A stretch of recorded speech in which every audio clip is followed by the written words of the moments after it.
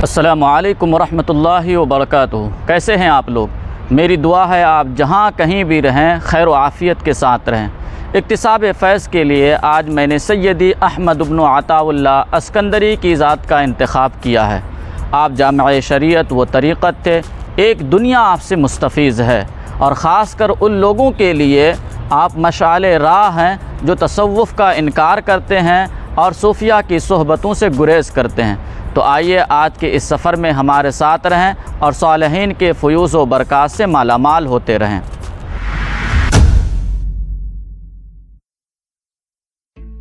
رمضان المبارک سن 658 ہجری میں اسکندریہ شہر میں آپ کی ولادت ہوئی۔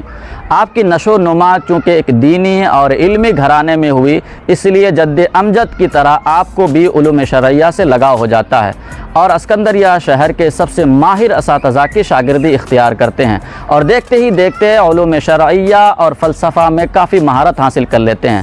لیکن اس کے ساتھ ہی آپ تصوف سے بالکل دور ہو جاتے ہیں۔ پھر ایک زمانہ ایسا آتا ہے، ایک ٹرننگ پوائنٹ آتا ہے، جب آپ کی ملاقات شیخ ابو العباس المرسی سے ہوتی ہے، اور اس کے بعد آپ تصوف سے جڑ جاتے ہیں اور جامع شریعت و طریقت ہو جاتے ہیں۔ ہم سیدی ابن عطاء اللہ اسکندری کی بارگاہ میں حاضر ہیں۔ آپ کو قطب العارفین، تاج الواصلین، مرشد السالکین جیسے القابات سے یاد کیا جاتا ہے۔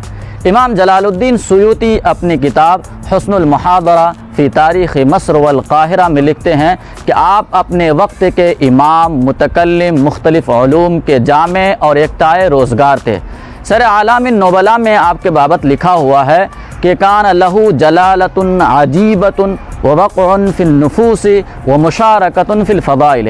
آگے لکھتے ہیں کہ جب آپ مسجد ازہر کی کرسی پر بیٹھ کر کے وعظ فرماتے تھے تو باتیں سیدھے دل پہ اتر جایا کرتی تھیں۔ آج ہم کتب وقت کی بارگاہ میں حاضر ہیں۔ ذرا گیس کیجئے، تصور کیجئے کہ اگر اتنے بڑے ولی کا مزار ہمارے ہندوستان میں ہوتا تو آستانے کا نظارہ کیسا ہوتا۔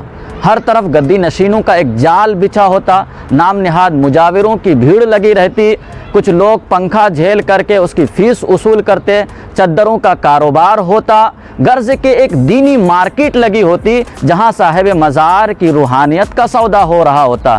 لیکن افسوس کہ مصر کا حال یہ نہیں ہے، لوگ یہاں پر اس طرح سے نہیں کرتے ہیں۔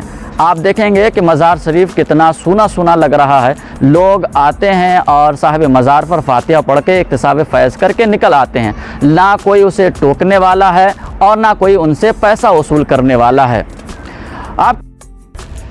جیسا کہ میں نے کہا کہ ابتدائی دور میں شیخ ابن عطاء اللہ اسکندری صاحب تصوف سے بالکل دور تھے۔ پھر ایک زمانہ ایسا آتا ہے کہ آپ تصوف کے امام بن جاتے ہیں۔ آئیے آج ہمارے ساتھ مفتی زین العابدین اشرفی صاحب تشریف فرمائیں، ان سے معلوم کرتے ہیں کہ آپ کس طرح سے تصوف کی طرف مائل ہوئے۔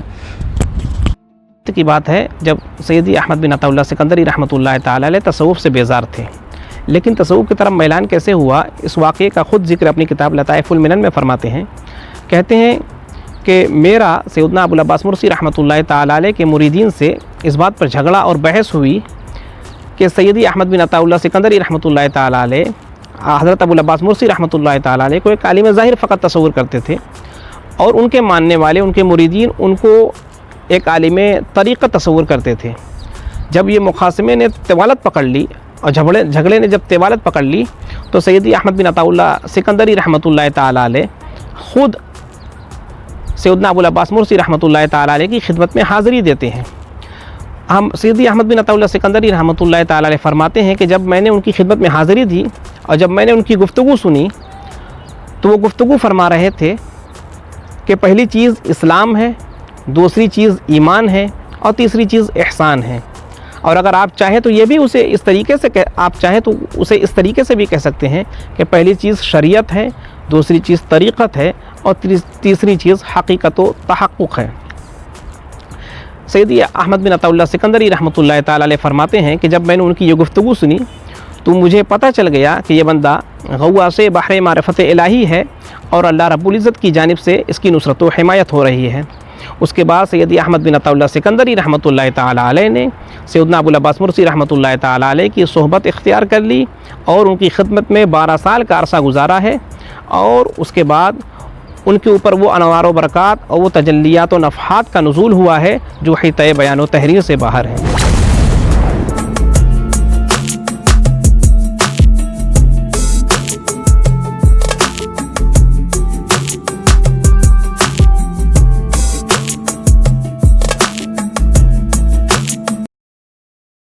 احمد بن عطاء اللہ اسکندری رضی اللہ عنہ کی کتابوں میں التنویر فی اسقاط التدبیر، الحکم العطائیہ، القصد المجرد فی معرفت اسم المفرد، عنوان التوفیق فی آداب الطریق، یہ کتابیں آج کے علماء و مشائخ کے لیے مصادر کی حیثیت رکھتی ہیں۔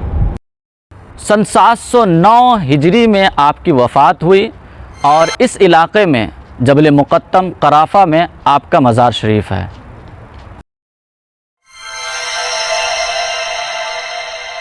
احمد بن عطاء اللہ سکندری رضی اللہ تعالیٰ عنہ کے نام سے موسوم ہے۔ اسی مسجد کے اندر ایک احاطے میں سیدی احمد بن عطاء اللہ سکندری رحمۃ اللہ تعالیٰ علیہ کا مزار مرجع خلائق ہے۔ ہمارے بائیں جانب شیخ الاسلام قاضی القضات اور 7ویں صدی ہجری کے متفق علیہ مجدد علامہ تقی الدین محمد بن علی بن وہب الحسنی رضی اللہ تعالیٰ عنہ کا مزار مرجع خلائق ہے، اور مسجد ابن عطاء اللہ سکندری رحمۃ اللہ تعالیٰ علیہ کے جنب میں ان کے پیچھے صاحب فتح القدیر علامہ کمال الدین ابن ہمام رحمۃ اللہ تعالیٰ علیہ کا مزار ہے۔ ہمارے داہنے جانب صاحب عیون الاثر ابن سید الناس رحمۃ اللہ تعالیٰ علیہ کا مزار مقدس ہے، اور انہی کے جنب میں صاحب المختصر للبخاری عبداللہ ابن ابی جمرہ رضی اللہ تعالیٰ عنہ کا مزار مقدس جو مرجع خلائق ہے، اور انہی کے کنارے اور احاطے میں حضرت سیدہ نفیسہ رضی اللہ تعالیٰ عنہا کا خلوت خانہ ہے، جہاں آپ آ کر عبادت و ریاضت کیا کرتی تھی، اور جن کے مزار مقدس کی زیارت کے حوالے سے علامہ ذہبی رحمۃ اللہ تعالیٰ علیہ فرماتے ہیں کہ ان کے مزار مقدس پر جو بھی دعائیں کی جاتی ہے وہ مستجاب ہوا کرتی ہیں۔ یہ مزار مقدس جو آپ دیکھ رہے ہیں یہ فقہ حنفی کے ایک معتمد عالم دین صاحب فتح القدیر علامہ کمال الدین ابن ہمام رحمۃ اللہ تعالیٰ علیہ کا ہے۔